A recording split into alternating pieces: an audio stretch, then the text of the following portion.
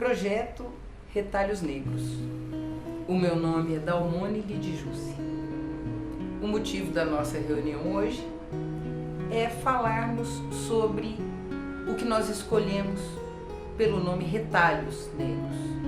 O assunto é vasto, complexo, o que tudo isso envolve, as temáticas, o mundo hoje sob a pandemia, o mundo hoje como um resultado destas interlocuções nos leva a pensar sobre o racismo. Eu cuido de um ateliê que se chama Artes Iriguidum. E hoje os nossos convidados irão se apresentar. Eu me apresento como uma moça criada como branca, mas nasci com aquela mancha que minha mãe perguntou ao médico se alguém tinha me machucado na maternidade. Fui educada também como branca, mesmo sabendo que tinha um avô bem pretinho.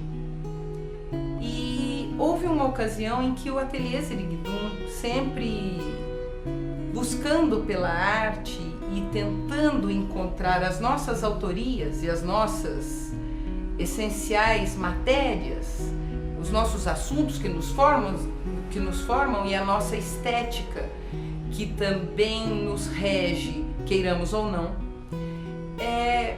eu convidei a Tita, que faz parte do nosso grupo, para falar sobre um curso que se chamou Raízes. Raízes afro, raízes negras, raízes brasileiras, a nossa poética, e ela versou durante 2 meses, mostrando música, mostrando arte, mostrando história. E eu fui percebendo, já assim, com mais de 40 anos, o quanto eu estava muito pouco sabendo de uma arte que é minha, que é nossa, que é brasileira e que a gente não aprende na escola, que não nos é dada, que não nos é apresentada. O final do curso foi uma maravilha, porque havia uma compreensão teórica e depois dessa apresentação, todas as pessoas criaram poesia, criaram verso, criaram telas, criaram pintura, criaram instalação, criaram uma mistura de escrita com desenho, cada um à sua forma, respondeu. E depois desta resposta, que houve disso uma exposição, a nossa viagem a um museu que se chama Afro Brasil e é situado na cidade de São Paulo, dentro do Parque Ibirapuera. E é um museu que, ao estar lá, a compreensão que eu tive foi que lá sim havia arte brasileira.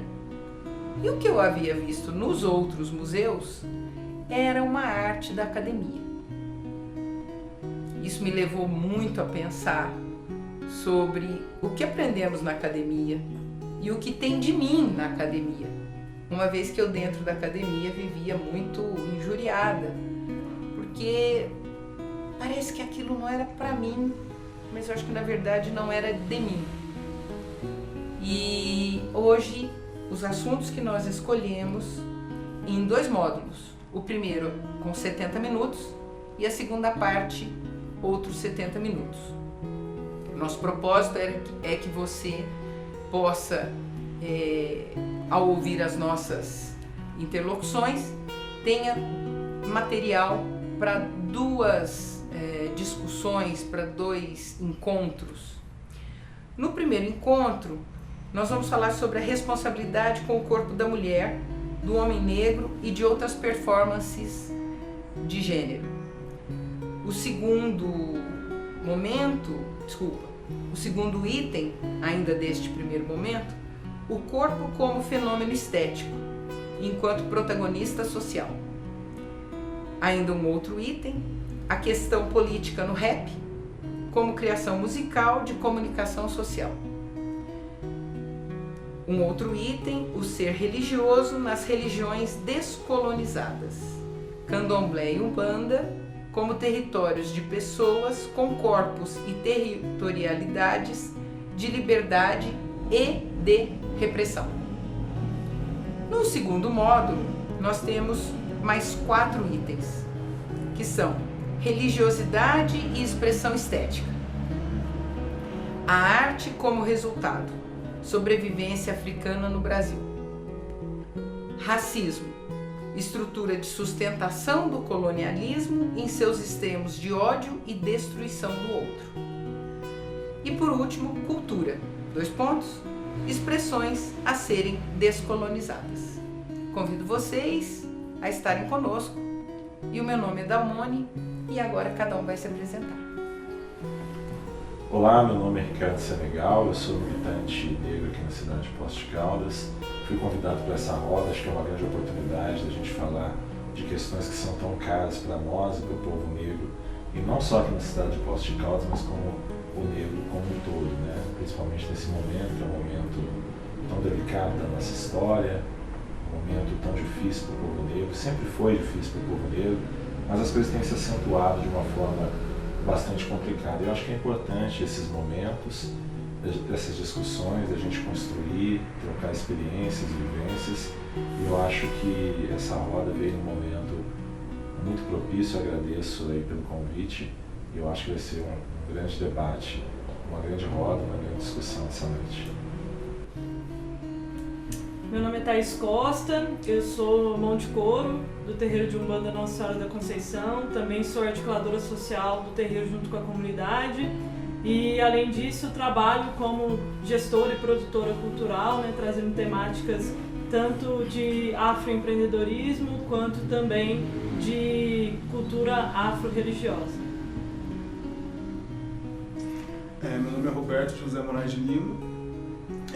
Os íntimos podem me chamar de Bebeto, e no rap eu tenho um codinome MB2. Sou envolvido com a cultura hip hop desde os meus 17 anos. Eu acredito que a partir daí que eu comecei a entender a minha relação de realmente como ser um homem negro, como ver o negro e as coisas que a gente acredita, que a gente luta. Sou microempresário, sou empresário, tenho uma marca de roupa já fazem 15 anos. E dentro da marca eu acho que eu tento inserir cada vez mais o negro, trazendo para o lado da beleza, da autoestima. É isso. Meu nome é Jéssica Nuevo, eu sou militante negra também e venho falar como mulher negra na sociedade, a mulher trabalhadora e a mãe, né? Toda mulher negra aí, a gente sabe que é a base de uma pirâmide. E um pouco da minha história que eu posso trazer nessa conversa de hoje, a gente vai tocar em alguns assuntos que realmente a gente tem passado por momentos bem difíceis e trazer um pouco do que hoje a mulher negra representa para a sociedade. Meu nome é Maria José de Souza, conhecida como Tita, como prefiro ser chamada. Eu nasci de uma família negra, embora aparentemente mais clara, porque é uma família mestiça, né? Tanto por parte de pai como por parte de mãe, mas fui criada, vivi e experimentei toda uma prática de criança negra, jovem negra, adulta negra e uma idosa hoje também negra. Então toda a minha experiência, toda a minha vida está ligada também à militância, que exerci no Chico Rei durante quase 50 anos. E a Damone, ao sugerir essa roda de prosa, eu aceitei alegremente, porque é a segunda vez que eu trabalho com ela. A primeira, como ela já disse, foi no curso de Arte e Cultura Negra de Origens e Raízes Africanas, Matrizes Africanas, e agora esse segundo momento. E nesse momento nós tentamos atingir os alunos de ensino médio, principalmente a partir dos 16 anos, porque nós temos como prática a questão de levar o nosso conhecimento, a nossa proposta, o nosso debate para todos, porque esse é um debate que envolve umas questões brasileiras, assuntos que estão na pauta. Nossos temas são temas discutidos no cotidiano de hoje. Por isso, retalhos negros. Nós não vamos abranger toda a história, toda a complexidade, que é muito profundo, muito arraigado, muito colonizado. Nós vamos trabalhar com o possível.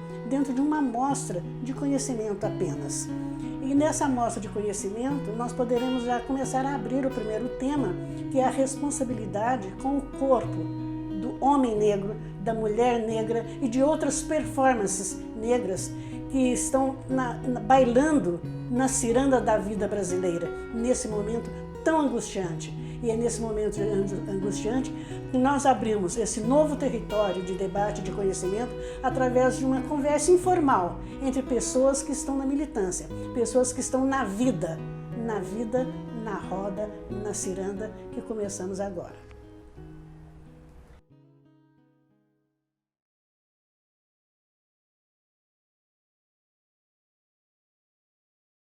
Quando a gente fala da responsabilidade do corpo da mulher, eu me volto a mais ou menos 20 anos atrás, onde eu era uma passista de escola de samba.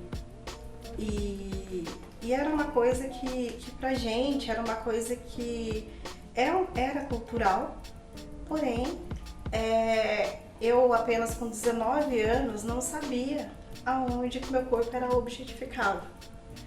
E depois de muito tempo que eu fui verificar que toda essa cultura que a gente traz de todo o carnaval, principalmente para os estrangeiros, né, pra gente, muito dos temas de enredo de escola de samba, ele vem através de luta, principalmente social, aonde realmente às vezes toca em temas históricos e conta muito a parte da história da mulher, do povo negro, de toda a parte de escravidão, de toda a luta. Porém, por detrás de toda aquela beleza, toda aquela contação de história, a gente verifica que há outro conteúdo que fica muito escondido, que realmente é a objetificação do corpo, principalmente da mulher. E virou uma questão até de turismo, o turismo sexual, principalmente na década de 80, que foi a década que eu nasci. E o turismo era feito, principalmente na época de carnaval, sobre o corpo da mulher negra. Então, a gente via na televisão a mulher negra ali naqueles programas na década de 80 seminua, né, sempre como aquele símbolo sexual. E muitas delas não entendiam o que estava sendo feito com aquela imagem, né? Então, para elas, onde era a questão da alegria ali, para outras pessoas realmente era o desejo e a objetificação. E assim, depois de muito tempo verificando, hoje eu adoro cultura de carnaval, porém hoje eu fico um pouco mais com receio de aderir a alguns tipos de fantasia, outros tipos de roupa, me lembrando de 20 anos atrás, que para mim era uma alegria. E você tem assim alguma resposta por que isso acontece? Como que você vê isso?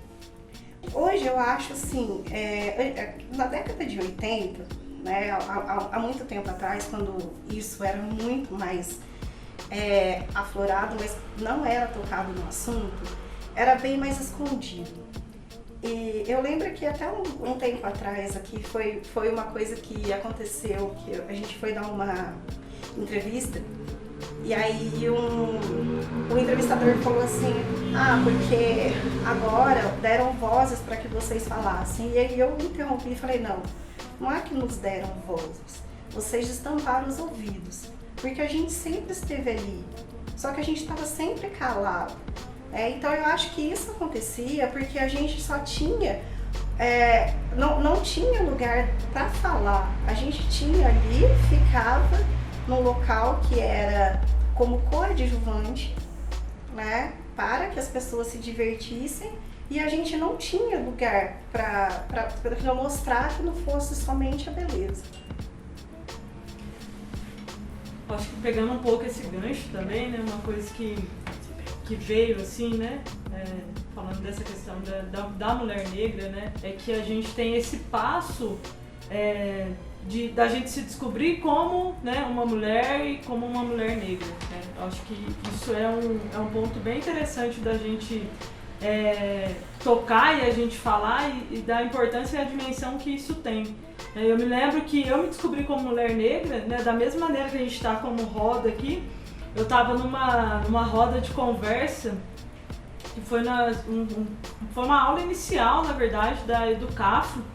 E aí, né, fui convidada para ir, e aí, né, tentando descobrir, tentando saber um pouco mais sobre essa identidade, sobre isso que eu não conseguia nomear, sobre isso que eu não conseguia me reconhecer. E aí, nessa roda de conversa, né, foi a primeira vez que eu falei, não, eu sou uma mulher negra, né, e de falar isso não tem 15 anos. Eu já tenho 28 anos, né, da gente olhar para isso, né, eu demorei quase 15 anos aí da minha vida para me reconhecer como uma mulher negra e para ter essa identificação, né, e para ter essa identidade. E a partir de ter essa clareza, né, da minha identidade enquanto mulher negra, de começar a buscar outros caminhos para responder respostas da minha vivência. Então a profundeza que é isso quando a gente fala dessa questão, né, da mulher negra na sociedade, do que esse corpo está representando e do que a sociedade está impondo para a gente nesse momento. Então, acho que é muito olhar para esse ponto que a gente está partindo, né, enquanto mulher. Então, acho que é uma questão legal de trazer também. Deixa eu só tirar uma dúvida, porque assim, queria que vocês me respondessem. Aonde que acaba esse limite da objetificação da mulher preta, da hipersexualização, para realmente a mulher preta ser vista como símbolo de beleza? Porque assim, vou falar uma experiência minha. Como a minha preferência por mulheres sempre foram por mulheres pretas, se eu não estudasse um pouco antes da história do que a mulher preta passou com nós da hipersexualização, para mim toda mulher preta é linda e para mim tá super tranquilo. Então, é mais pra gente trocar ideia, porque, por exemplo, na interior a gente sempre fotografa mais mulheres pretas. E até na hora de fotografar a gente fala assim, mano, será que a gente vai botar uma roupa mais curta? E será que o próprio movimento negro não vai falar que eu, enquanto negro, tá abusando da mulher preta? Então, qual que é o limite entre o desejo, a hipersexualização e aonde que separa? Porque a mulher preta, de pouco tempo pra cá, ela se vê como bela, como... então, qual que é esse limite? Assim, onde que... O que vocês falaram? É uma ótima pergunta. É uma ótima pergunta. Isso é legal. Como é que nós vamos resolver essa aí? Pois é, acho que é uma situação aí, acho que é uma pergunta bastante pertinente. Só fazendo um parênteses, porque assim, pro homem preto, a minha adolescência eu não era visto como bonito, né, um cara negro. E hoje em dia a gente brinca que os negão tá na moda, né? Tipo, as mulheres é os pretos, né, mano? E assim, e também, assim, pro homem preto, acho que na cabeça do homem preto, até de alguns amigos meus, é totalmente o contrário, porque hoje em dia ele quer ser aquele típico negão mesmo, aquele cara, o estereótipo do negro, não pro lado ruim, mas pro lado sexy, que é aquele cara bom, né? Bonitão. Bonitão e tal. E assim, isso me ajudou, eu ver no rap tem muito isso, eu acho que vários artistas, quando os caras começam a arrancar camiseta, isso pro rap, o movimento rap no Brasil influenciou muito o que o negro americano fazia lá, né? A beleza, a autoestima. Então assim, eu não sei se pro negro é diferente esse lance, dele não liga de ser muito taxado como, né, não sei. Eu acho que a pergunta que o Bebeto fez é bastante pertinente aí para as duas, né? Eu acho que é uma pergunta bem interessante. Eu acredito que a mulher negra, ela tem todo um estereótipo da mulher negra realmente, né? Sexualizar a mulher negra. A gente sabe disso, a mulher negra que ela sofre, eu costumo dizer que a mulher negra ela sofre um preconceito ali ao quadrado, né? Vamos dizer, por ser mulher e por ser negra, né? Mas aí eu rebato aí, né? Faço minhas as palavras do Bebeto para a mesma pergunta para as duas aí, qual é o limite, né, dessa... Gente, essa questão do limite, você como estilista, a questão do limite está no seguinte: a quem você quer oferecer aquela fotografia, aquele manequim? Você é um empresário no mercado de modas. Você quer oferecer ao próprio negro, à comunidade negra, ou você quer oferecer à comunidade branca? A sua clientela é uma clientela negra? Tá. Então, veja, se a gente for falar em estética e beleza, um corpo nu da mulher negra, ele pode ser um nu, pode não ser erótico. Não estar à venda para o mercado da sexualidade. Nós temos que ver essa mulher dentro do estereótipo que ela foi criada. E mesmo, nós estamos falando em corpo. A mesma coisa é a questão do corpo negro, do seu corpo, que você não era considerado bonito. Mas quem é que define o que é ser bonito? Qual a referência que a gente tem? Em que momento foi nos dado uma referência do negro ou da negra como bonito? A gente vê sempre essa referência voltada à questão da sexualidade. É que os estudiosos hoje estão chamando de sexualidade tóxica, que faz mal, embebeda, deixa da zoeira. Porque a subalternidade, a desqualificação do homem e da mulher negra, ou seja, do ser negro, que veio trazido, escravizado, isso foi que tornou a mulher um objeto, um animal de uso. Como o homem também, não um animal de uso. Com o homem foi diferente. A mulher pode ser usada, porque é o homem branco que usa. Agora, o homem negro foi colocado como bestial. A sexualidade tóxica é colocado mais para ele. Porque nesse momento, que foi valorizado? Ele é uma besta. É um animal indomável. Uma sexualidade perversa, brutal. Então, esse é o aspecto que o colonizador nos colocou. Agora, a questão da beleza do homem negro e da mulher negra foi uma discussão que se arrolou dentro do movimento negro no Brasil. E, de repente, dentro do movimento negro mundial. Porque nós temos que ter como parâmetro o que é que fizeram dos nossos corpos. Fizeram dos nossos corpos objeto de trabalho.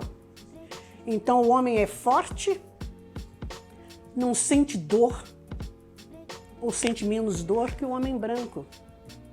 Até hoje, a gente tem mostras estatísticas de que em certos tratamentos, cirurgia, curativos, a anestesia no homem negro é dada em menor proporção.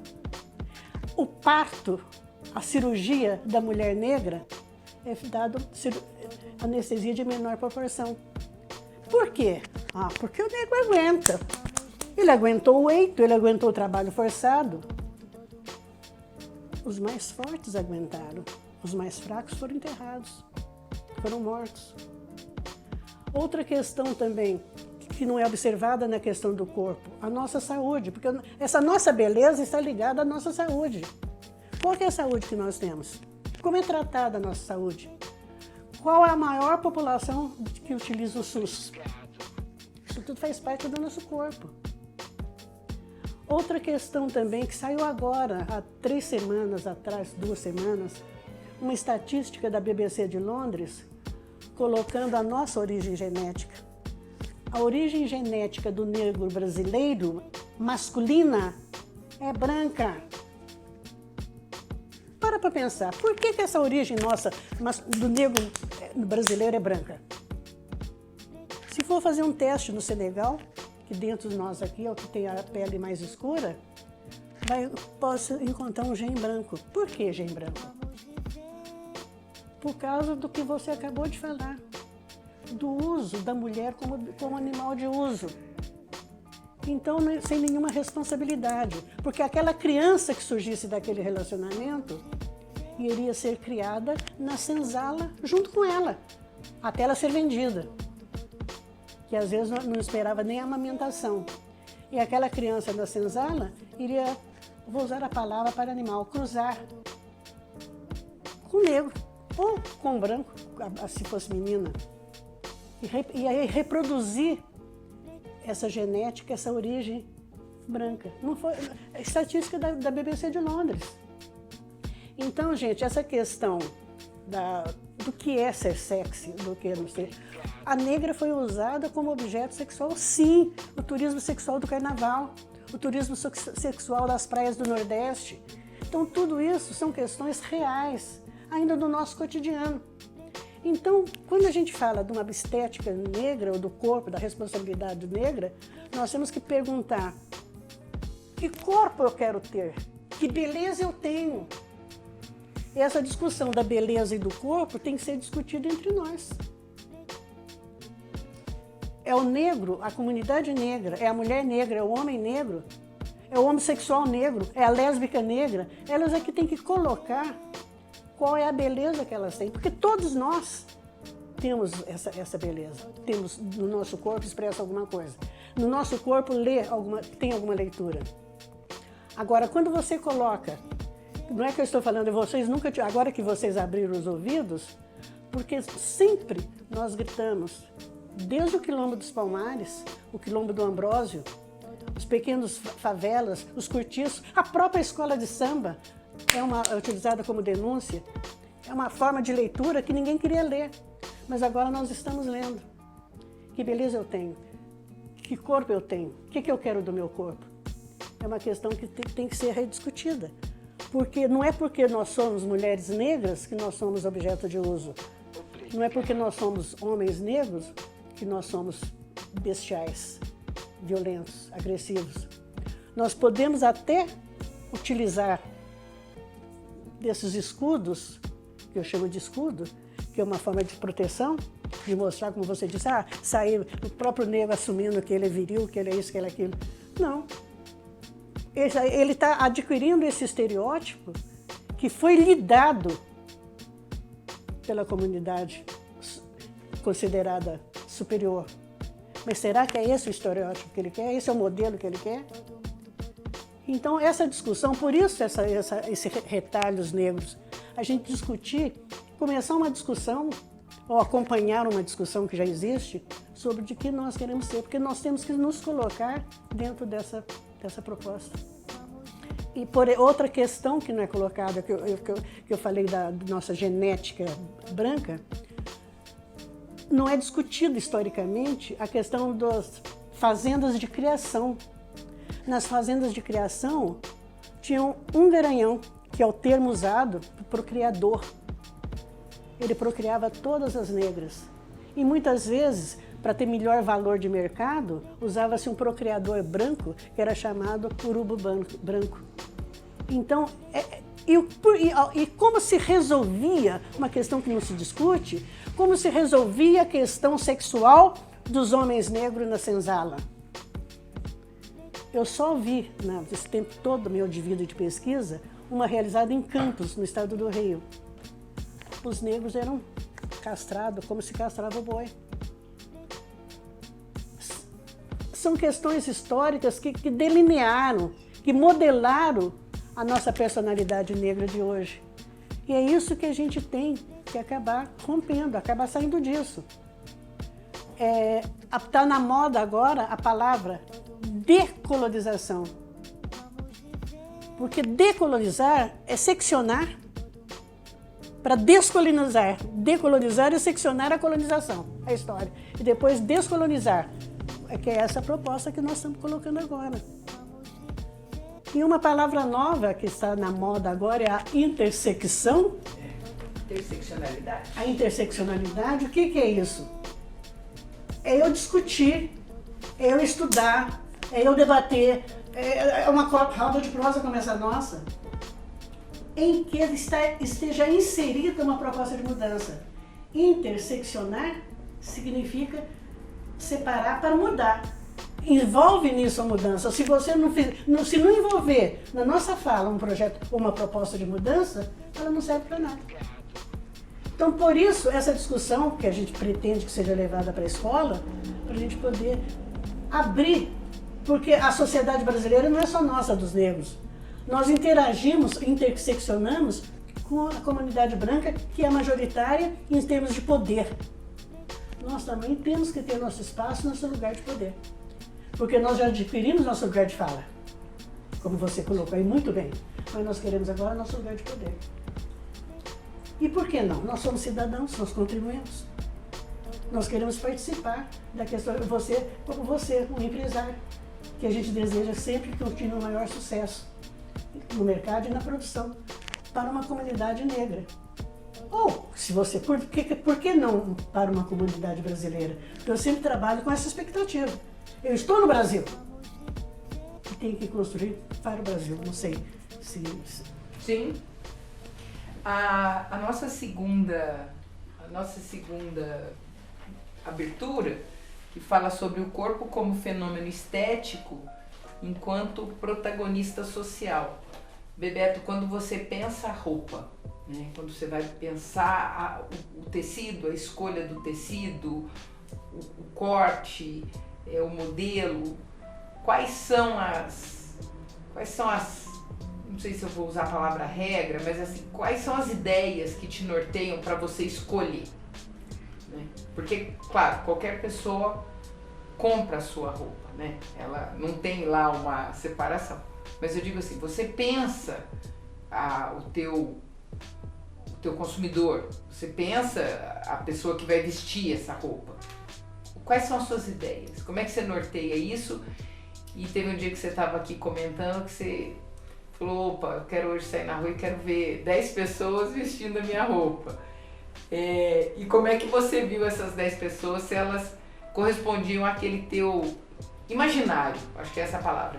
Qual que é o imaginário que você cria para pensar a roupa e na hora que você tem visto essa roupa na rua, né, com a gente usando, como é que isso tem sido alimentado ou redirecionado? O lance de eu começar a fazer roupa foi até para eu me sentir mais bonito, né? Até que acho que eu contei para vocês duas que no início, antes de eu ter a marca, eu pegava a roupa da minha irmã, cortava a calça, fazia uns modelos meus, assim. Então eu queria chamar atenção, assim... Queria ficar bonito. Eu queria me sentir bonito. Aí, respondendo a sua pergunta, acho que o critério que eu sempre usei, para quem realmente conhece o interior, inclusive eu já fui muito criticado por sempre... chegar muito chegando, assim, sabe? Você usa umas coisas muito coloridas. E já recebi críticas construtivas de fazer umas coisas mais minimalistas, porque nem todo mundo gosta de estar com o negócio gritando e tal. E eu vi uma entrevista interessante do Emicida, que eles fizeram uma pesquisa lá no Laboratório Fantasma e disse que, sei lá, mais de 80% da galera que consumia a marca dele queria realmente mostrar que estava usando aquela marca porque se sentia representado. E algumas pessoas já, aquela síndrome do impostor que eu comentei com você, né? Muitas pessoas falam, Beto, você fez um negócio aqui que acho que nem você tem consciência que foi elevar a autoestima das pessoas. As pessoas se sentem bem usando sua roupa, as pessoas se sentem bonitas usando sua roupa, né? Então, assim, eu sempre parti, talvez isso, acho que um pouco hoje em dia me atrapalha, porque eu sempre parti de mim. Então, o que sempre foi muito bonito pra mim, eu replicava, porque eu sou a mente criadora ali de todo o processo. Na hora de escolher os tecidos, as cores, mas funciona, sabe? É uma coisa que funciona, quanto mais colorido funciona, então eu não vou mudar meio que esse clima. Então, assim, a intenção minha é tipo assim, a pessoa realmente saber que ela tá usando a roupa ali, se sentir bonita e aparecer, sabe? Não de uma forma de querer aparecer, mas de realmente estar presente, sabe? Eu acho que a gente está num momento também muito especial para o povo negro, né? A gente vê que hoje o negro ele se reconhece também nessa estética visual da roupa, né? A gente vê hoje a comunidade negra usando aquelas roupas ali africanas, né? Com aqueles detalhes ali, né? E essa linha também é um pouco tênue também, né? Porque a gente vê que o negro também, para ser considerado bem vestido, ele tem que estar vestido igual colonizador muitas vezes, né? Aí gera uma discussão também, né? Mas aquele negro que está vestido de terno e gravata, ele está vestido de terno e gravata, ele é metido por isso, né? Porque no imaginário racista, qual é o imaginário racista? O imaginário racista é que o negro, na maioria das vezes, ele é aquele ser maltrapilho, né? Que ele é julgado pela roupa que ele veste. Eu acho que isso acontece de uma forma geral com todo mundo, mas acho que com o negro tem um peso um pouco maior, né? Então acho que o negro muitas vezes ele fica um pouco preso nisso também, né? Se eu me vestir de determinada maneira e frequentar determinados lugares, eu vou ser discriminado, eu vou sofrer racismo ali, ou se eu me vestir igual colonizador ali com terno e gravata, talvez eu seja um pouco mais respeitado também, né? Eu acho que tem um pouco Ou isso não, também, né, Ricardo? Sim. Porque dependendo do local que você for, se você for bem arrumado, de terno e gravata, eles vão achar que você está trabalhando. Porque acontece muito claro, isso. Claro. Acontece muito isso. Porque assim, aí a gente simplifica nessa. O que eu devo vestir, como eu devo me portar. E eu acho que é legal o Bebeto ter falado, porque assim, não, eu quero me vestir assim, eu me sinto bonita assim. Sim. E aí a gente se vê que a representatividade para o povo negro é muito importante, porque ele se sentiu bonito, só que ele representou um monte de gente que também se sente bonita com a roupa dele. Então é uma coisa que eu fico muito ligada, assim. Eu tenho 2 filhas, né? E essa questão de moda e referência. E a mais velha é o tempo todo, né? Solta o meu cabelo, deixa um cabelão, eu quero uma roupa muito colorida, né? Porque ela nessa idade de 6 anos, ela tem essa referência, coisa que eu com 40 não tive. Uhum. Então hoje a gente fica mais ligado também na moda e a gente consegue adquirir, né? Olha, você falou uma coisa interessante, que você com 40 anos não tinha adquirido. Você já abriu uma nova possibilidade de aceitação, de entrosamento e de participação para as suas filhas. E quando a gente fala em cor, como você se fez bonito através da sua criação, isso é muito importante, gente, porque o negro tem, de matriz africana, a cor, o colorido, o contraste com a negritude da sua pele, o estampado, o vermelho, o amarelão. Então são cores que realçam a negritude da pele. E esse realce pode ser da moda. Então por que usar a roupa escura? Por que usar a gravata terno no modelo colonizado?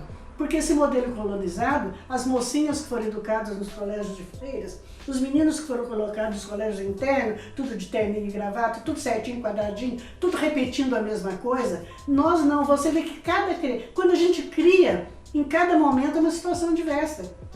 A gente cria a diversidade e exercita a prática da diversidade. Então o que acontece? Nós somos adversos ao colonizador e somos diversos entre nós mesmos na igualdade das cores, do burburinho, vamos dizer, da cintilância das cores que você cria. Então nós temos a nossa própria estética da moda, nós criamos a nossa moda.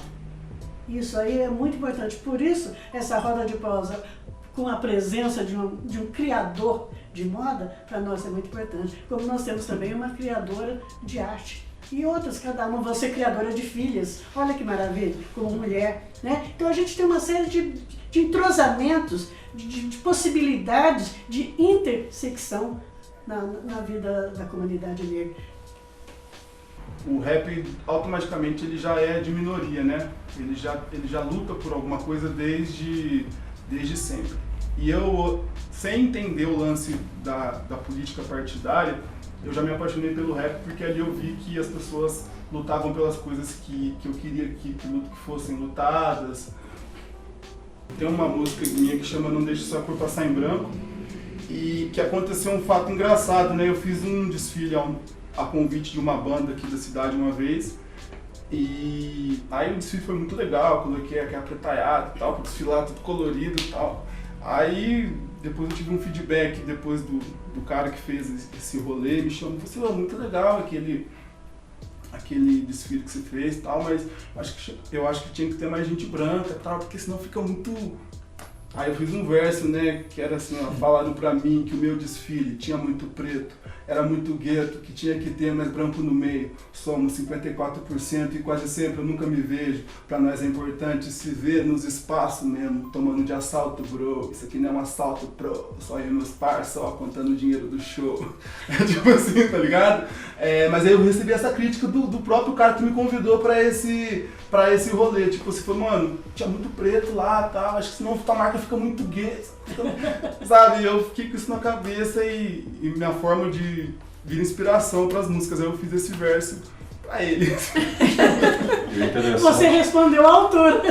interessante como o rap ele dá esse empoderamento mesmo político, né? Eu lembro quando eu era criança, faz muito tempo, né? E eu lembro que uma referência para mim era o Racionais, o MV Bill, né? E eu cantava aquilo, né? Imaginando que eu era o Mano Brown ali, cantando, eu canto, Todo canto mundo tão bem quanto o Bebeto e o Castor até aqui, né? Mas assim, eu imaginava, aquilo me dava, né? Principalmente aquelas frases de impacto que ele falava, dá uma ali, né? Ele força, falava né? da questão do negro, né? Aquilo me empoderava de uma forma assim que eu sentia orgulho de ser negro, de ouvir aquelas palavras, né? Aquela forma como era cantada, né? Então eu acho muito interessante, acho que é uma manifestação política, com certeza, o rap ali empodera muita gente, eu acredito, né? Eu tava dando uma estudadinha, né, antes de vir, e o lance que hoje em dia o rap ele saiu do gueto. Então automaticamente quando ele sai do gueto, outras pessoas fazem, que aí começam a surgir os raps de direita, né? E existe hoje em dia, e por incrível que pareça, é triste falar, mas tem rap de direita, né? Mas é porque o rap também saiu do gueto, não é mais só quem é da favela, quem é do gueto que faz hoje em dia o rap, né? O rap, ao sair do gueto, no gueto ele representou, de repente, um lugar de fala. Foi porta-voz.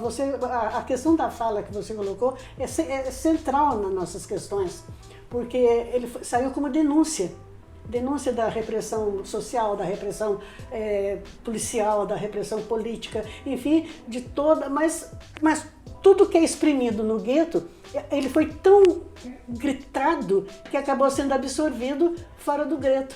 E muitos desses cantores, desses artistas do gueto, acabaram se tornando artistas da mídia. E aí esparramou e o Brasil recebeu muito bem, e nos nossos guetos. Primeiro São Paulo, né? E depois ganhou o Brasil. E não importa quem se apropria, em termos políticos sim, mas em termos de recurso, não. Mas nós devemos cada vez mais. E a escola nossa, principalmente aqui em Poços de Caldas, a escola assumiu o rap. Não importa como as crianças estejam assumindo, mas importa que elas estejam falando. E o rap acaba sendo porta-voz, principalmente da pessoa mais jovem, não é? O que vocês acham? Eu ia até fazer uma pergunta pro Bebeto, que ele falou de vir essa questão do rap de direita, sendo que essas pessoas que fazem esse rap, elas tiveram a mesma referência, né, de militância que a gente teve. Aí, por um momento, eu sei muito pouco, mas eu vi que aí eles começaram a negar essa militância e essa crítica social e partiram para uma outra base, assim. E aí eu queria, você, como faz música, como é que vocês conseguem debater esse tema? De como que eles conseguem fazer uma crítica, porque o rap ele vem do grito, né, da fala e da crítica social, sendo que eles estão não acreditando no que vocês realmente estão trazendo. Simplesmente eu não consigo entender assim, como é que uma pessoa que, sei lá, aí vai falar assim, tudo bem, o cara começou a escutar rap de 5 anos pra cá, mas mesmo assim ele tem toda uma escola, por mais que o cara comece a fazer rap hoje, ele já escutou Racionais, né? E o discurso dos caras não precisa nem dizer, mas eu não consigo entender o que leva uma pessoa, e às vezes são pessoas até próximas, assim, que a gente já conviveu, e não sei, porque também uma vez eu vi o Brau falando, assim, porque tem gente, hoje em dia, o que a galera mais alega, que não é mais de esquerda, é porque diz que a esquerda pisou muito na bola e que está cansado dessa roubalheira. Então, isso é o que a gente, se for fazer um balanço, é o que a gente mais ouve, e o porquê de ter esse movimento mais de direita. Mas eu simplesmente não consigo entender assim, como é... Beto, você não consideraria a questão que o impacto cultural, da indústria cultural, da mídia e de determinados grupos institucionalizados são muito mais fortes em defesa do conservadorismo do que do interesse da classe dominante, do dominador sobre nós? porque eles estão com as máquinas de divulgação, de produção nas mãos. E o nosso jovem fica exposto a esse impacto. Então, o impacto da formação da consciência política é muito menor do que o impacto das outras influências. E ele pode ser cooptado ou absorvido por esses outros tipos de movimento. Talvez, não sei se você concordaria com isso. Que é eu concordo, mas eu acho que não fez o dever de casa, sabe? Ele escutou muito pouco rap, sabe? Escutou muito pouco GOG, escutou muito pouco Racionais, porque não acho que não, cara, assim, eu não sei se tem outro exemplo que pode comparar, mas talvez, rap de direita... Talvez não seja também a questão de querer o black money ali, né, que a gente fala. De, olha, agora a gente está num momento em que os negros estão conseguindo uma ascensão, então eu vou, como eu sou branco, eu tenho todo o meu privilégio, e aí eu tenho, como a Tita falou, eu tenho a mídia e eu vou nessa também ganhar minha grana ali. Então... assim, eu acho assim, que nem todo rapper branco, ele é de direita, mas a gente vê pessoas fazendo rap brancas e que também são de direitas, não existe essa regra, né? Mas eu não sei, eu acho que eu continuo insistindo, acho que não estudou direito, sabe? Mas, olha, pensando em termos de música, a pessoa que se apropriou da música, né, talvez ela não tenha compreendido o sentido daquilo, a origem daquilo ou o sentido daquilo. Ela está pensando mais no ritmo, está pensando numa aproximação daquilo que ela está acostumada a ouvir, e aí ela replica aquilo sem o sentido da origem daquilo. Ela usa aquilo como forma e ela esquece da função. Se você, pensando aqui, quantas vezes ouvindo rádio, né? Você, ali na rádio que eu estou dirigindo, na estrada, aí pega uma rádio, depois pego outra, dali a pouco é que eu percebo do que a música está falando, mas até então ela era uma forma. Só depois que eu vou entender do que ela está dizendo, né? Tal como quando no meu tempo aprender inglês era uma coisa muito menor do que hoje. Hoje eu acho que as pessoas estudam mais o inglês e cantam inglês entendendo aquilo. No meu tempo, a gente cantava porque toda aquilo que a gente chamava de... Como é que é? Lataria americana? Enlatado. Os enlatados, né? Todos os anos 70 eram os enlatados americanos e vinha pela televisão, como a música também, né? E eu adorava a música, né? Michael Jackson, toda a música norte-americana dos anos 70 e 80, eu adorava. Pergunta pra mim se eu sei o que aquilo queria dizer. Imagina, não fazia a menor ideia. Eu e a escola inteira, né? 3 ou 4 sabiam alguma coisa de inglês. Então acho que também é uma apropriação pela forma, independente do significado daquilo. Eu, assim, estou dizendo sem ter estudado sobre isso, mas pensando numa apropriação da forma. Mônica, um parênteses. Você com isso está me dizendo que a sua relação com a música, o seu tempo com a sua música, é a mesma relação que o jovem tem com a escola. A falta de consciência política, a falta de consciência crítica. Quer dizer, ouve, absorve, engole, vomita, mas não repensa naquilo. Sim. Eu vejo, não sei. Também. Porque, de repente, essas pessoas, esses jovens, não têm a capacidade reflexiva para entender o que está sendo oferecido para ela. E aí o que nós estamos colocando aqui é justamente criar essa possibilidade de reflexão crítica sobre o aprendizado. No nosso caso aqui, a aprendizagem sobre a questão do negro e a questão do rap.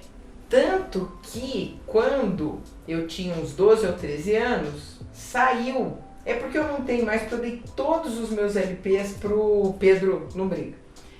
Mas eu me lembro que você chegou em casa e me trouxe uns discos do Ari Barroso, né, que assim, só não furou porque não furou a agulha, mas assim, eu ouvi Ari Barroso a ponto de saber aquelas letras gigantescas, né, Edu Lobo, né, e Lamartine Babo. Ele parece que trouxe Milton Nascimento também. O Milton Nascimento eu tinha da minha turma, né? Mas assim, Ari Barroso pra mim era uma coisa assim, que só a Tita que frequentava a minha casa que eu ia ter aquilo, porque ninguém teria me dado Ari Barroso, né? Depois, quando eu ouço Elis Regina cantando uma das músicas dele, nossa, desse senhor baiano. Então assim, dentro da minha escola, né, dentro da minha vida comum, ordinária, não tinha aquilo que a tua educação trouxe para a minha, é uma educação subversiva, trouxe para aquela ordem, né? Aquilo estava na contra-ordem, né? Uma criança de 13 anos no meu tempo não ia ouvir Ari Barroso, nem hoje. Então você confirma de que a escola não interfere na formação artístico-musical da criança, por isso ela consegue fazer essas letras de direita para o adolescente. Quer dizer, toda a influência que ela continua tendo é para continuar colonizada e não descolonizada, como você colocou. Talvez um caminho assim, né, que eu acho interessante a gente também... eu tenho curiosidade de realmente perguntar para um rapper de direita, assim, entender também, porque às vezes a gente também se coloca tanto de um lado e só ataca, às vezes a Thaís que está do meu lado eu não deixo ela falar, né? Simplesmente porque ela está do lado oposto meu, né? Então assim, às vezes realmente a gente também, mas por que você hoje em dia acredita nisso?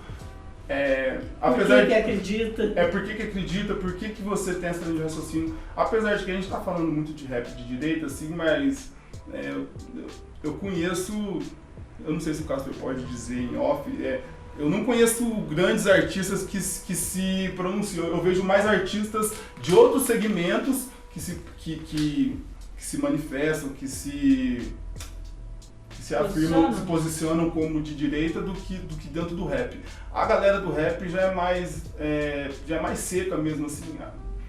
Os que eu conheço não tem tanta visibilidade assim. Tem uma consciência social. Né? Eu não sei se faz isso também só pra irritar a gente, sabe?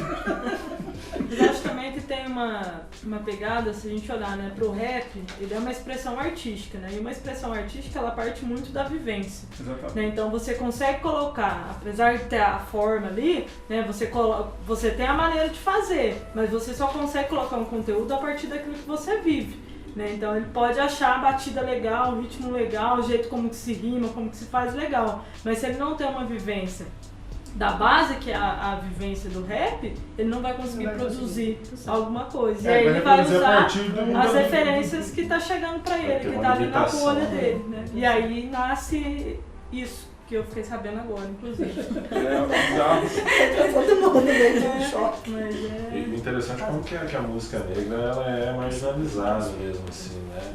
A gente vê não só o caso do rap, mas o reggae, o próprio samba e o pagode, eles são músicas segmentadas, né? Então, por exemplo, você não abre uma rádio comercial e você vai ouvir esses estilos comerciais com esses estilos musicais como você ouviria outros estilos, né, por exemplo, né? Então, tem um horário para isso. Tem um horário exatamente para isso, né? Por exemplo, o reggae ele é sempre ligado para a questão da droga, né? Então é difícil às vezes desvencilhar disso, é claro que isso não é regra, né, que eu tô falando. E o rap também com a questão da marginalidade, muitas vezes. Isso é a visão, não é a minha visão, tá? É a visão que as pessoas têm de fora, né? Embora a gente sabe que a gente está num momento que quebrou, mas há uns anos atrás a gente tinha isso, né? A gente falava assim, Homens Racionais é música de bandido, MVBio é música de bandido, né? E acho que isso gradativamente vem mudando, mas assim, tem o horário, tem a hora exata de ouvir, né? Mas tem mudado. Tem rádios também que tocam somente isso, né? Tem mudado, mas não tem mudado muito, sabe, Ricardo? Eu lembro que há uns 2 anos atrás, ali na Fonte do Leãozinho, o pessoal que se juntava para fazer a batalha. E aí, e também tinha as questões dos meninos do forró, né? Faziam o forró. E aí, o que aconteceu? A prefeitura mandou cortar a energia do local, só ligava para o pessoal do forró, tirou a energia do local, porque eles falavam que estava juntando marginais na Fonte do Leãozinho. Aí quando a gente foi ver quem que eram os marginais, eram os meninos do rap. que eles estavam ali fazendo uma cultura que para as outras pessoas, né, como você falou, era marginalizado. Então, por que uma cultura é muito mais valorizada e a outra, onde, né, é também uma cultura, havia música, havia uma batalha, foi discriminada? Boa colocação, ótima, porque realmente essa cultura marginalizada, por que eles são marginalizados? Quem são os marginalizados? Os marginalizados são os negros. E como eles são, quem os marginalizou? É a sociedade majoritária, que é descendente do colonizador. E essa população marginalizada é chamada de bandido. Não vamos negar, mas podemos discutir o que seja bandido. E qual é a escola que forma o bandido? A marginalidade, o gueto, é justamente a escola onde se forma o bandido. Então, aí que entra a questão da discussão social. Como nós vamos interseccionalizar essa questão da marginalidade? Porque eu não posso rotular a marginalidade de bandido. Eu tenho que decolonizar a marginalidade. Essa que é a questão. E essa é a questão do rap. Nascido nos Estados Unidos, vindo a reboque para o Brasil, qual o papel que ele desempenha político e social em nosso país? Só uma pergunta para quem está de fora, assim, isso é uma realidade de quem faz, eu vou falar do rap, mas esses tempos atrás parece que a Thais Araújo perguntou para a Ivete, né, por que Ivete não Margareth Menezes? Não sei se vocês viram essa fita. Porque as duas cantam axé e são uma é preta ou até branca. Mas no rap, infelizmente, hoje em dia, os grandes artistas que estão nas grandes playlists de stream são todos brancos. Sim, por quê? São todos brancos. Um exemplo, ela fala, mas tem um Djonga e tal, mas tem um Djonga. E o rap, ele é uma música de preto. De preto. A gente é a maioria em tudo quanto é coisa, mas os streams hoje em dia, os números que os caras brancos atingem, número de seguidor, de visualização, nem se compara com um artista preto do mesmo nível, né? Ele tem uma maior facilidade de atingir a mídia, que é que divulga o artista. Então isso aí também faz parte da nossa luta. Encontrar o nosso lugar na música, seja no rap, que é a indústria cultural, seja no nosso pagode, no nosso samba, que são matrizes nossas. Também a questão aqui nossa é sempre procurar encontrar qual é o lugar que nós vamos construir. Já estamos construindo o nosso lugar de fala. Agora o nosso lugar do corpo, o nosso lugar da música e também da questão religiosa, não é, Thaís? Ô Thaís, a Tita me pediu para eu falar novamente a frase, né? O ser religioso nas religiões descolonizadas, candomblé e umbanda, como territórios de pessoas com corpos e territorialidades de liberdade e ou de repressão. Eu gosto de pensar muito, né, os terreiros, e aí independe qual o caminho que ele é, se é um terreiro de candomblé, se é um terreiro de umbanda, né? Isso falando do nosso território. Se a gente for para outro território, a gente tem, né, os terreiros de Batuque, no Rio Grande do Sul, a gente tem os terreiros de Xambá, os terreiros de Xangô, que são mais para o Nordeste, enfim, né, a pluralidade que tem nessa religião.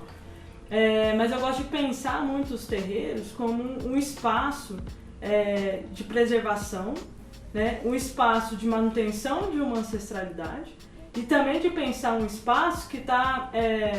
isso falando particularmente, né, uma visão minha que eu tenho sobre a Umbanda, um espaço que está pensando como essa ancestralidade vai estar no futuro, né, de como é que a gente projeta a nossa ancestralidade para o futuro e para o nosso agora, porque a gente está vivendo.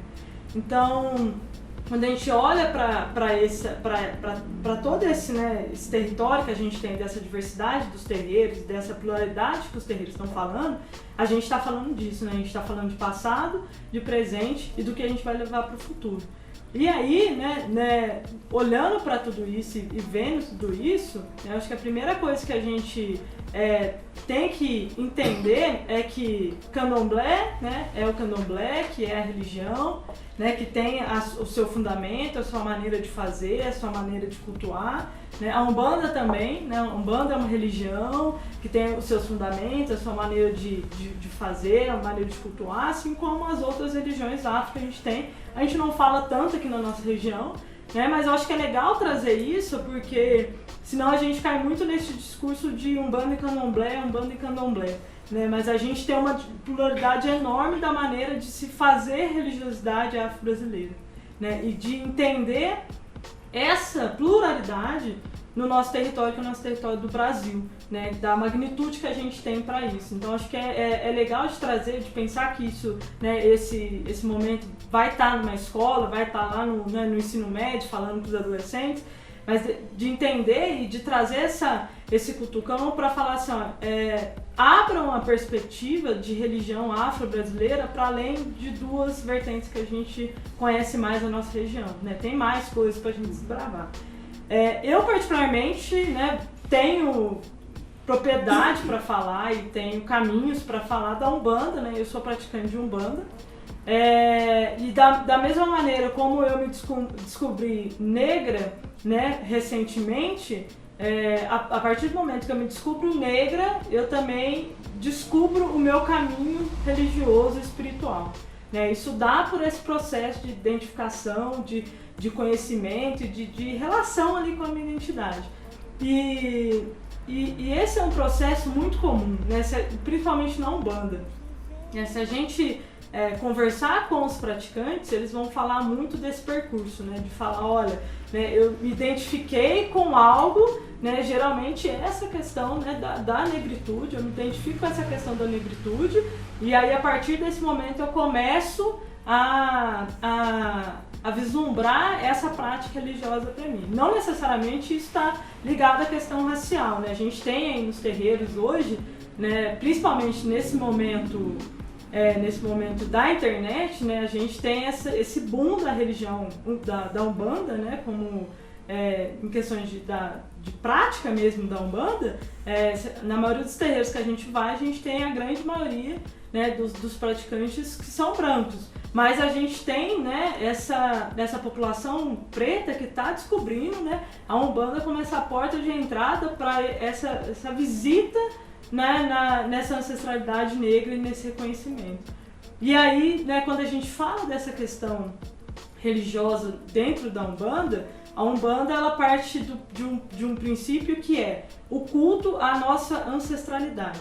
Né? A gente tem a questão do culto aos orixás, né, como tem, né, o fundamento é diferente, como acontece no candomblé, mas a gente faz o culto ao orixá, mas a gente tem um culto também à nossa ancestralidade. E que se dá através dessas linhas, né, que são chamadas das linhas de Umbanda, e que essas linhas nada mais são do que representações da nossa construção enquanto país, da nossa construção enquanto história de um país, enquanto identidade de um país. Então a gente tem, né, a linha dos pretos velhos, né, que acho que é uma das mais famosas aí, né, que vem para falar e para afirmar essa questão de negritude. A gente tem a linha, né, dos caboclos, que vem para falar dessa questão indígena. A gente tem a linha, né, dos herês, que traz a questão das crianças. A gente tem a linha, né, da malandragem. A gente tem a linha dos baianos, que vem falar desses retirantes, né, que vem do Nordeste para a região Sudeste. Então a gente tem esse emaranhado, e a Umbanda, eu costumo dizer, né, que ela é esse ponto do presente para o futuro, porque eu acho que ela traz essa perspectiva muito da gente pensar, se o candomblé tá lá na raiz, no fundamento, e no culto à ancestralidade, do modo de fazer, né? Então eu vou fazer uma comida como se faz uma comida, né, há não sei quantos anos, a história do meu pai, da minha avó, sei lá, minha tataravó de santo, né? É essa manutenção desse sagrado que perpetua durante o tempo. E a Umbanda, eu acho que ela abre uma possibilidade da gente pensar essa história do Brasil. Né? A gente passou por esses momentos, a gente toma consciência sobre esses momentos e o que a gente vai fazer a partir disso. Né? Então, eu acho que é uma reflexão legal de trazer, porque quando a gente fala, vou pegar de novo a linha dos pretos velhos, né, para a gente trazer uma reflexão sobre isso, acho que é muito no sentido, né, a gente vai lá no terreiro, tem o preto velho, que vem os enfios, né, naquela calmaria, aquele modo de falar, e a gente trata essa entidade muito no sentido do coitadismo, né, daquele senhorzinho que está lá. Mas eu acho que de abrir o olho, e aí essa perspectiva de olhar para o futuro, do que essa sabedoria ancestral pode ensinar a gente a fazer daqui para frente. E aí a gente consegue decupar esse pensamento que a gente tem sobre o negro ancião, esse negro que é mais velho, que consegue chegar, né, na fase idosa, que consegue ser um idoso no Brasil, né, conseguir ser um negro idoso no Brasil hoje é um desafio, né, porque a gente está morrendo aí, né, na juventude. Né? Então, como é que a gente consegue olhar para essa linhagem e ter uma perspectiva de futuro, né, que deixa pelo caminho, pelo percurso, por esse processo, também um processo de sabedoria, de aprendizado e de construção para as coisas que a gente quer. Então, eu gosto de pensar muito, né, eu podia trazer essa abordagem da religião de várias maneiras. Né? Eu poderia falar de algumas questões, né, de práticas da religião, de trazer, né, as pessoas têm muita curiosidade, como é que faz isso, como é que faz aquilo outro, mas eu acho também eu gosto de trazer essa outra perspectiva sobre a religião, porque eu acho que abre esse caminho para a gente pensar o futuro. Né? E como é que a gente olha para essa religião que está aí agora, que é uma religião que tem 112 anos, como é que a gente olha para isso nessa perspectiva de construir um futuro que a gente deseja, um futuro que a gente quer, um futuro que a gente se reconheça e um futuro que os estereótipos que a gente tem hoje não caibam mais daqui a um tempo. Então acho que é uma reflexão bem legal. Mas Thaís, deixa eu entender, o que tem 112 anos? A Umbanda. Mas por que? Ela tem um nascimento? A Umbanda, a Umbanda enquanto religião que a gente, que eu pratico, eu vou falar, né, ela tem um marco de fundação, né, que é quando o Caboclo das Sete Encruzilhadas, através do médium Zé de Moraes, né, no dia 15 de novembro, o ano eu não vou lembrar. 1907. 1907, 1908, por aí, né? Ele funda a Umbanda, né? Então o Zé, ele era um médium de mesa branca, kardecista, e essas linhagens, elas não são ainda, né, recebidas no kardecismo na mesa branca, elas não são recebidas lá. E aí o caboclo fala, se aqui eu não sou bem-vindo, eu vou abrir um caminho para que a gente seja recebido, né? E aí tem até uma... É que eu sou bem ruim com esses marcos históricos, assim, mas é uma frase que ele fala, né? Se não há caminho, eu sou caboclo das Sete Encruzilhadas porque não há caminhos fechados para mim. E aí, a partir desse momento, ele funda a religião, né? E aí, nesse momento, a religião, ela bebe, né, muito dessa questão ainda, né, de horizontes, do kardecismo, né? Nesse momento ela bebe muito disso, né? Nesse momento. Só que a gente tem que ter muito claro também, esse é o marco da Umbanda, né? A Umbanda nasce nesse momento. Só que existe um antes disso e existe algo que está paralelo a isso desde então. Né? Se a gente andar pelos bairros, o que a gente tem, né? No fundo de uma casa aqui, no fundo de uma casa lá? A gente tem a benzedeira, a gente tem uma pessoa que recebe uma entidade e atende ali, né? A gente tem, né, não sei, alguém que é uma rezadeira, alguém que faz, né, mestre raizeiro, enfim, a gente tem essa diversidade que está aí. Então, da gente pensar também que a Umbanda, de alguma maneira, ela absorve isso, né? Assim como ela absorve isso ao longo de todos esses anos. E aí vem essa correlação, né, com a questão do afro, né, que aí ela absorve a questão dos orixás, porque ela vê ali um caminho, né, de falar, olha, quando a gente olha para o que os orixás representam, a gente está olhando para o que a gente quer que as pessoas tenham daqui para frente. Eu gosto de pensar muito nessa perspectiva da Umbanda do presente para o futuro. O que os orixás estão nos ensinando? Quando a gente pega Oxum, né, a gente está vendo essa orixá, que é o orixá do amor, mas a gente não está falando do amor pelo outro, a gente está falando do amor por nós.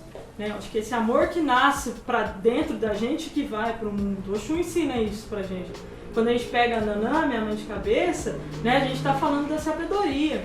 Né, como é que a gente pega essa sabedoria anciã de Nanã e consegue projetar as coisas. Então os orixás, eles vêm para ensinar e para dar esse caminho pra gente. Então isso é absorvido dentro da Umbanda.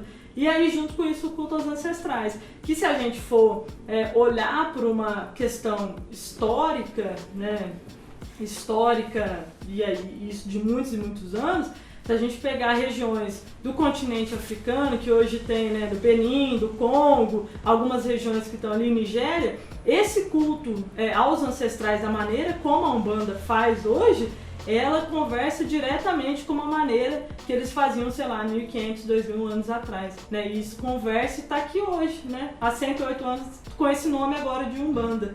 Né? Então tá tudo conversando, assim, tudo se entrelaçando. Thaís, você percebe que, assim, uma coisa que eu percebo, não sei se é perceptível para vocês também, que são praticantes da Umbanda, é que no passado a Umbanda era vista como aquela religião em que as pessoas procuravam de uma forma, vamos dizer assim, sazonal, não sei se essa é bem a palavra, né? Por exemplo, eu tinha uma demanda na minha vida, aí eu ia lá no terreiro, pedir uma benção ali pro pai de santo, né? Uma proteção, alguma coisa. Hoje em dia eu percebo que as pessoas se assumem mais como praticantes da religião e ao mesmo tempo também eu percebo que existe uma corrente também contrária a isso, né? Existe também muito preconceito contra, como sempre houve, né? Mas assim, de uma forma bastante acentuada, principalmente de religiões evangélicas, alguns segmentos da religião evangélica já chegam até a quebrar terreiros de Umbanda. A gente já sempre ouve falar sobre isso, né? Quebrar terreiros, esse tipo de coisa. Você percebe isso também? Está muito presente, sim, né? Muito presente, né? Mas houve um avanço hoje, as pessoas se assumirem mais com certeza. praticantes. E a gente vê a gente vê esse movimento do se assumir enquanto umbandista muito mais as pessoas brancas. Elas estão se apoderando disso e falando, não, eu sou umbandista e tal, do que a gente tem das pessoas negras. As pessoas negras ainda têm um receio, né, porque tem essa questão histórica que vem aí de falar, né, um branco, né, se falando, né, enquanto umbandista, enquanto candomblessista, né, ele não tem um estereótipo, ele não tem um contexto histórico que o acompanhe. Então, para ele é muito mais fácil fazer isso do que uma pessoa negra. Mas num terreiro, né, na Nossa Senhora da Conceição, que é o terreiro que eu faço parte, é uma tecla que a gente bate muito. Né? Você acredita que a pessoa negra, ela já carrega a questão do racismo por ela ser negra, e você acha que ela não se assume porque ela vai acrescentar um preconceito a mais para ela? Exatamente, porque o branco, ele é um bandista, o negro, ele é macumbeiro.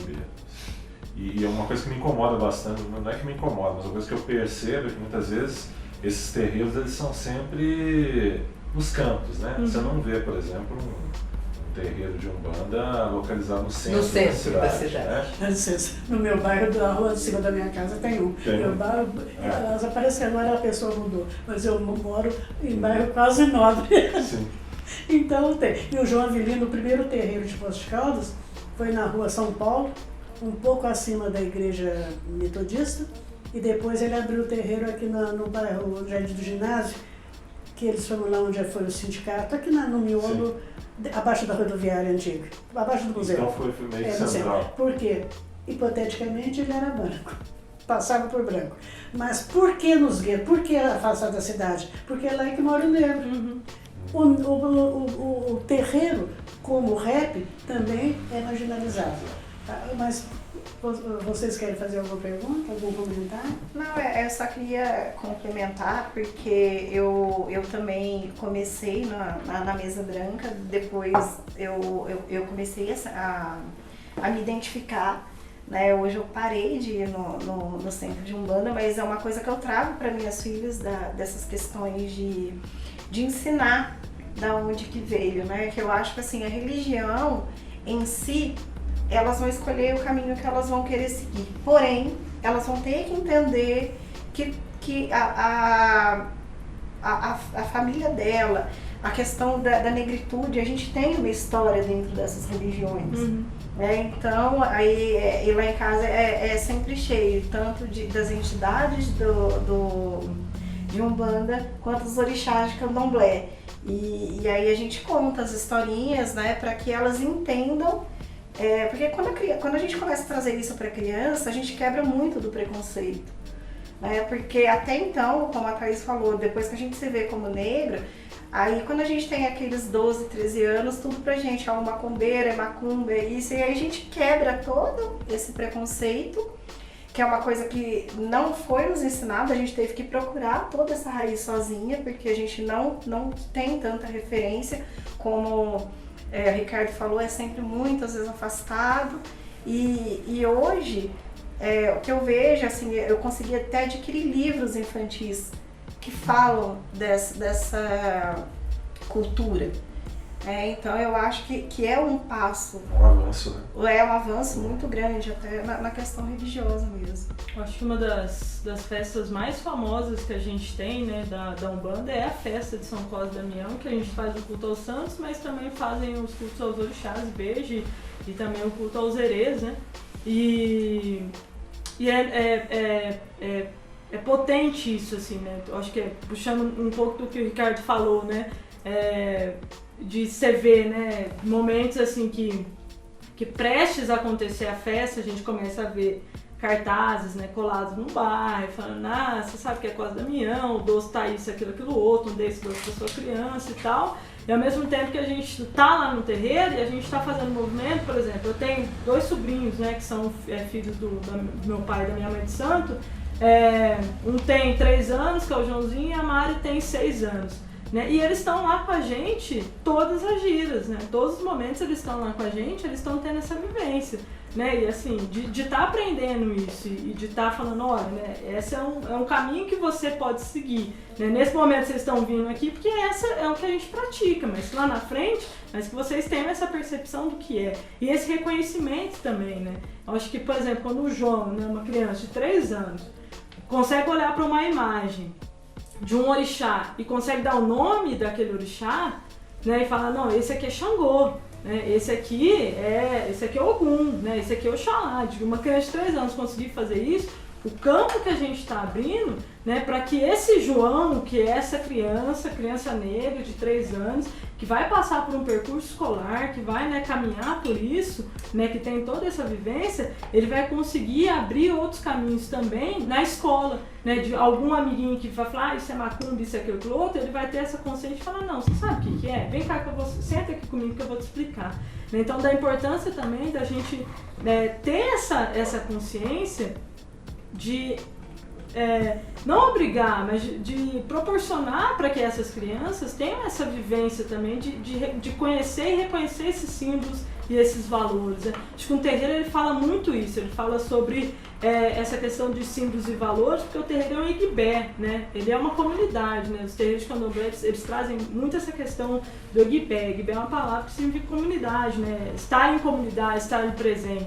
E a gente tenta trazer muito isso para a questão do nosso terreiro, que apesar de ser um terreiro de Umbanda, a gente trabalha muito com isso. E aí o Eguibé, ele não é só sobre o terreiro, né, sobre aquele espaço religioso que está ali, mas ele é sobre toda a comunidade que está em volta. Como é que a gente ensina, né, uma criança, um adolescente que está ali no bairro, a gente está lá no bairro de São José, né, como é que a gente ensina através dos tambores, né, através de uma oficina de tambores, né, para que esse menino, além de uma prática religiosa que ele pode vir a ter, mas que ele possa também se tornar um percussionista, que ele possa também se tornar um músico. Como é que através da cozinha religiosa, né, a cozinha ritualística que a gente tem para os orixás, para as entidades, como é que a gente propicia para essas pessoas que estão ali na comunidade esse aprendizado para que alguém que quisera vir ser um chefe, uma chefe de cozinha, enfim, alguma coisa. Então essa comunidade como esse Eguibé, essa fortaleza que está ali, que está também potencializando aquele território, olhando para aquela comunidade, para que a gente não veja mais o que a gente, né, vê ainda nas escolas, presentes na escola, né? Porque uma vez eu fui participar de uma roda de conversa em uma escola e fui falar sobre religião também, né? E aí eram adolescentes, 13, 14, 15 anos, E aí as coisas que eles mais perguntavam era, mas o que é, né? Uma farofa, um frango na encruzilhada? Eu falei, isso é de menos, né? Isso às vezes nem é da religião, né? Vamos abrir a nossa perspectiva sobre o que a gente está entendendo por afro-religiosidade.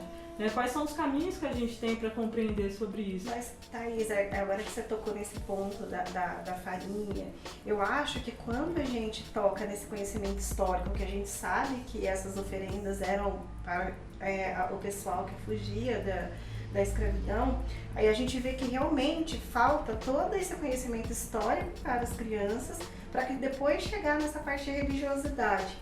Então, quando a gente tem os terreiros que fazem essa ligação de contar toda essa parte, é muito importante, porque se a gente começa a quebrar esse tipo de preconceito, porque essa parte da história a gente não aprende na escola. Né? Então, é muito importante que os terreiros façam e que as escolas consigam abrir as portas para que ouçam esse tipo de vivência, do que é, de como aconteceu.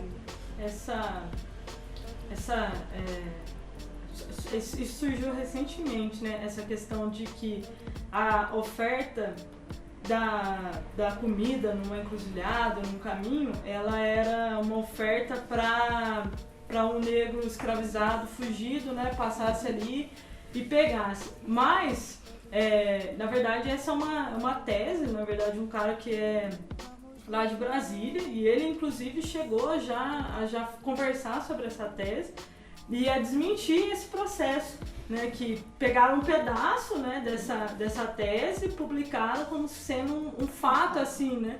E aí você vê como é que a gente tem essa questão do esvaziamento cultural histórico das religiões afro, porque não tem problema, né, que fosse também, né, a gente colocar uma oferta ali e um negro escravizado, né, que estivesse fugindo, passasse a se alimentar, não tem problema isso. Só que o esvaziamento que a gente sofre é tão forte, é tão profundo que o significado que tem aquilo ali, da gente estar ofertando uma comida, estar ofertando alguma coisa, ele é esvaziado, né? É como se a gente não pudesse fazer aquilo, né? Como se aquilo não tivesse um valor, que não tivesse um significado.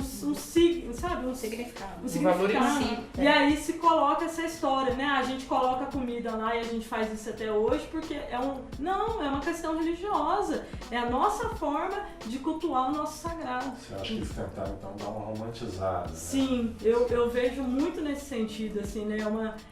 Tentaram justificar algo para caber dentro de um contexto mais aceitável.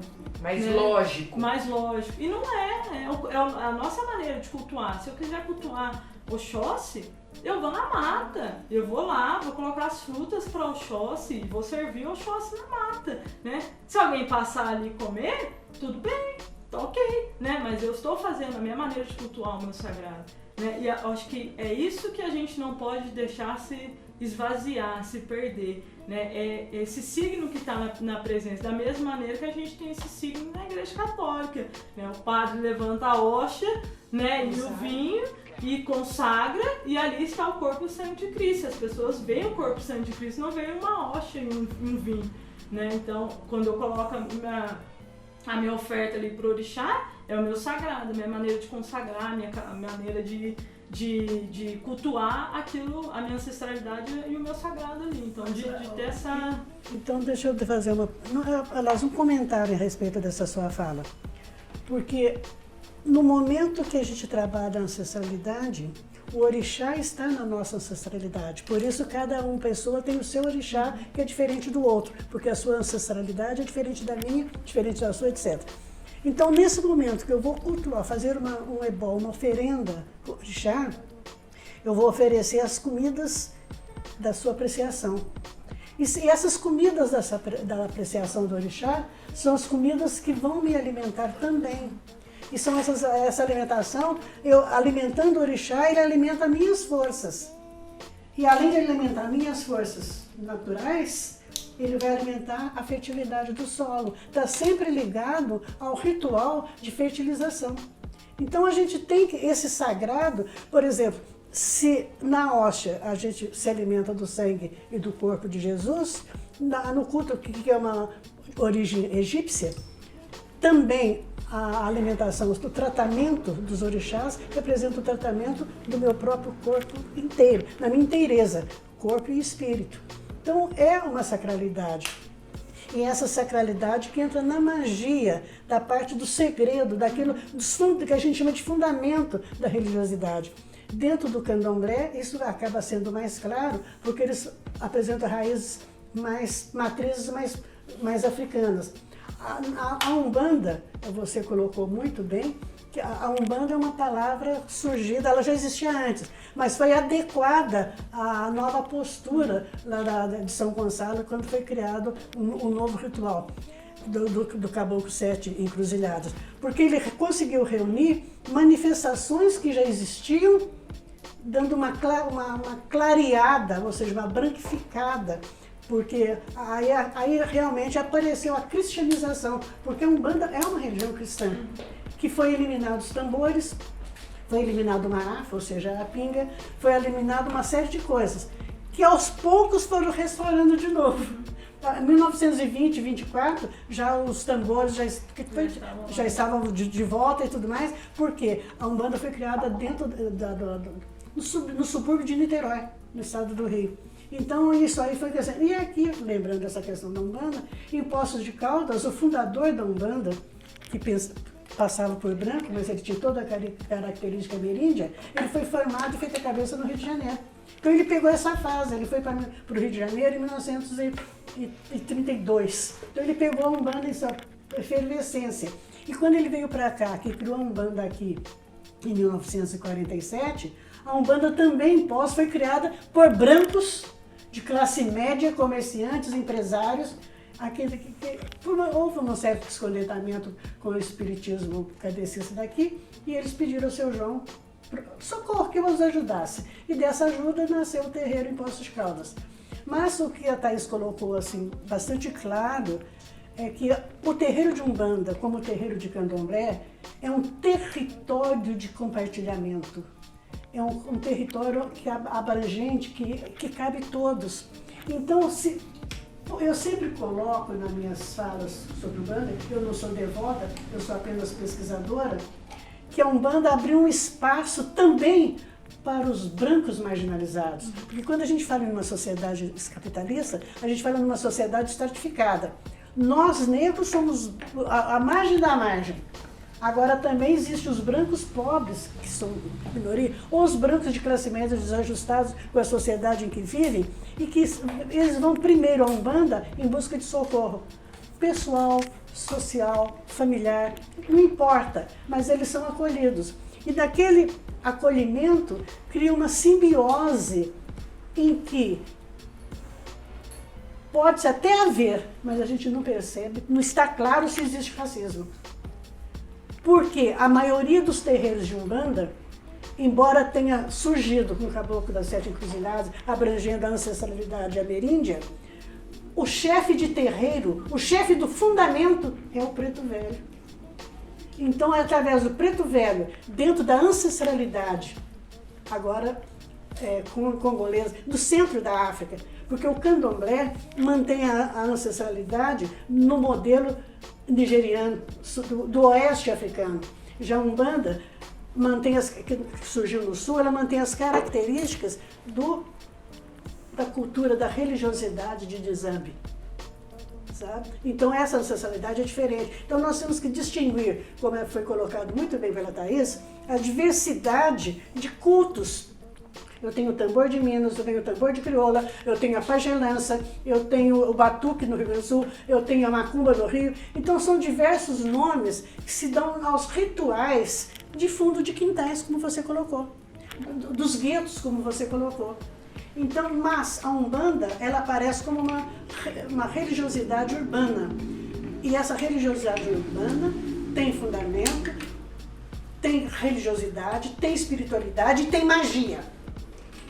Então, é uma religião completa. Ela só não é uma religião instituída, como querem os intelectuais, no caso desse, que minimizou o valor e o sentido do despacho, do EBO. Então, nós temos que ver. E a nossa defesa é que essas religiões, essa diversidade que nós colocamos de rituais, é uma diversidade que se enquadra dentro de um processo que não se deixou colonizar. Então, elas não vamos colocar ainda que elas correspondem a uma resistência, mas são uma sobrevivência africana, uma sobrevivência ameríndia, uma sobrevivência que nos iguala dentro de um território que precisa ser decolonizado. Então, essa é a nossa função. E a nossa proposta é que é uma religião que é, ao mesmo tempo, assumida por um segmento bastante significativo da população e é perseguida pela maioria da população. É perseguida na escola, é perseguida nas instituições, é perseguida pelo poder. O que significa? Por que a perseguição? Porque nós estamos à margem do poder. A população negra não participa do poder. E não é porque é um pai de santo branco que está no poder. Não é porque é uma mãe de santo branca que está no poder, como também a negra não está no poder, nem o negro está no poder. Então ela é colocada à margem por uma classe intelectualmente dominante, religiosamente dominante. Mas a Umbanda é uma religião cristã, como o Candomblé, com menos vestígios, também é uma religião cristã. Então não são religiões impuras, elas são religiões que conseguiram interpretar, ao modo de uma determinada comunidade, o sentido do cristianismo. Porque um cristianismo que era falado em latim e falado pelos grandes potentados que punham escravo no tronco, que cristianismo é esse? Então a Umbanda, quanto o Candomblé, conseguiram humanizar o processo cristão de vida e de amor, como você colocou com a Oxum. Oxum é a nossa, em termos, é representada por Nossa Senhora da Conceição, a Nossa Senhora antes de ser concebida. E a Iemanjá também representa a resistência contra a sexualidade. Quer dizer, defende a pureza, o amor incondicional. Eu não preciso ser do meu sangue para eu poder amar. É o amor à humanidade. Eu interpreto a questão religiosa das mães, a Nanã, a mãe de todos os outros, a mãe velha, a mãe da sabedoria, a mãe do conhecimento. Então, a Nanã, que aparece arqueada no terreiro, é um dos símbolos, hoje, mas não aparece tanto na incorporação. Pelo menos eu nunca vi uma incorporação de Nanã. Mas representa a mãe no sentido do que tem mais antigo, do fundo da terra, do fundo do saber, do fundo do mundo. A origem de todas as coisas, a origem de tudo, expressada em Nanã. Então, são religiões, essas todas citadas, religiões de fundamento espiritual muito grande, e que as pessoas menosprezam, que as pessoas desconhecem. Como desconhece a nossa cultura, como desconhece a cor da nossa pele, como desconhece o nosso sentimento e a nossa capacidade incomensurável de amar o próximo. Então, você falou uma coisa tão boa e tão bonita. Eu estou aqui pensando, quantas vezes a gente escuta assim, isso? Quantas vezes a gente tem acesso a esse tipo de informação? Olha, de verdade, eu acho que assim, esse encontro dessas falas é como se fosse uma tradução que desmonta o racismo. Que é o nosso objetivo, não é?